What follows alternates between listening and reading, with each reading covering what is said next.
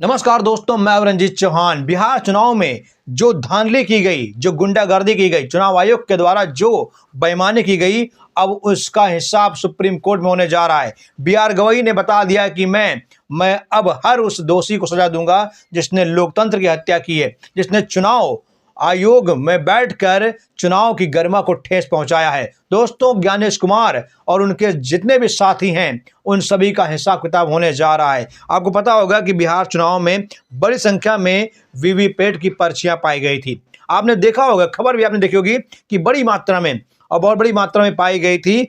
अब उन वीवीपैट पर्चियों का मामला सुप्रीम कोर्ट पहुंचा और सुप्रीम कोर्ट में अब सुनवाई भी होनी है। दोस्तों, दर्जनों एफआईआर दर्ज हो चुके हैं, ताबड़तोड़ कार्रवाई होने जा रही है। और सुप्रीम कोर्ट के जज सीजेआई ने कहा था कि मैं चुनाव के बाद सभी फैसलों पर, सभी जो है शिकायतों पर जो है कार्रवाई करूंगा।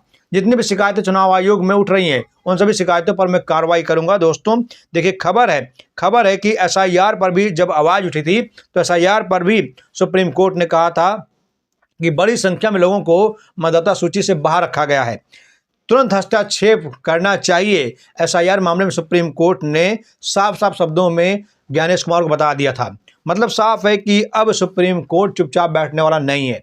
आप जानते होंगे कि सुप्रीम कोर्ट के जज सीजेआई साहब रिटायरमेंट होने वाले हैं। रिटायरमेंट से पहले मोदी सरकार सीजेआई के सामने किसी भी केस को ले जाने से बच रही है। यहाँ तक कि जितने भी केस सीजेआई की बेंच में हैं उन सभी केसों में मोदी के वकील नदारत दिख रहे हैं ताकि केस की सुनवाई ना हो सके। लेकिन सीजेआई साहब ने साफ साफ शब्दों में कहा था कि आप चाहते हैं कि हम केस की सुनवाई ना करें, आप मेरे रिटायरमेंट का इंतजार कर रहे हैं, लेकिन ध्यान रखिएगा कि अभी मुझे रिटायरमेंट होने में कुछ दिन बाकी हैं और मैं कुछ बड़ा फैसला ले सकता हूं। और दोस्तों, एसआईआर पर बड़ा फैसला होने वाला है। बिहार चुनाव में जो दोषी हैं उन पर बड़ी कार्रवाई होने वाली है, किसी को भी नहीं बख्शा जाएगा। क्योंकि आपने देखा होगा कि बिहार चुनाव में वीवीपैट की हजारों पर्चियां पाई गई, अवैध रूप से पाई गई। अब कहा जा रहा है कि पर्चियां कौन लेकर आए, कौन नहीं लेकर आए, इस पर तो हम बाद में बात करेंगे। लेकिन फिलहाल आप जानते होंगे कि इन पर्चियों पर सवाल खड़ा होना लाजमी है, क्योंकि आप जानते हैं कि इसमें आरजेडी ने चुनाव आयोग को घेरा भी है।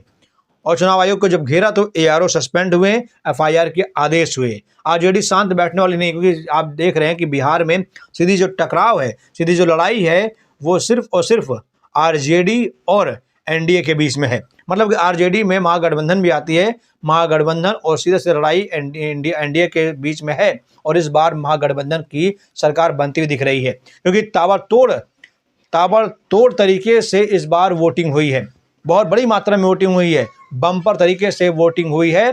और जब जिस राज्य में बम्पर तरीके से वोटिंग हुई है, वोटिंग का आंकड़ा बढ़ा है, प्रतिशत बढ़ा है, तो मौजूदा सरकार गिरी है।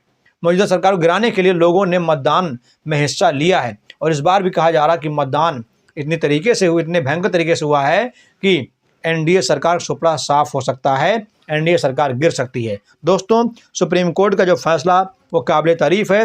सुप्रीम कोर्ट अब कार्रवाई करने जा रहा है और सुप्रीम कोर्ट अगर कार्रवाई करता है तो ज्ञानेश कुमार का जेल जाना तय है। आज़ाद भारत के पहले ऐसे जो है सीसी होंगे जो सीधा जेल जाएंगे, क्योंकि ज्ञानेश कुमार की जो मक्कारियां हैं, जो उनकी कमियां हैं, हर किसी के सामने आ गई हैं।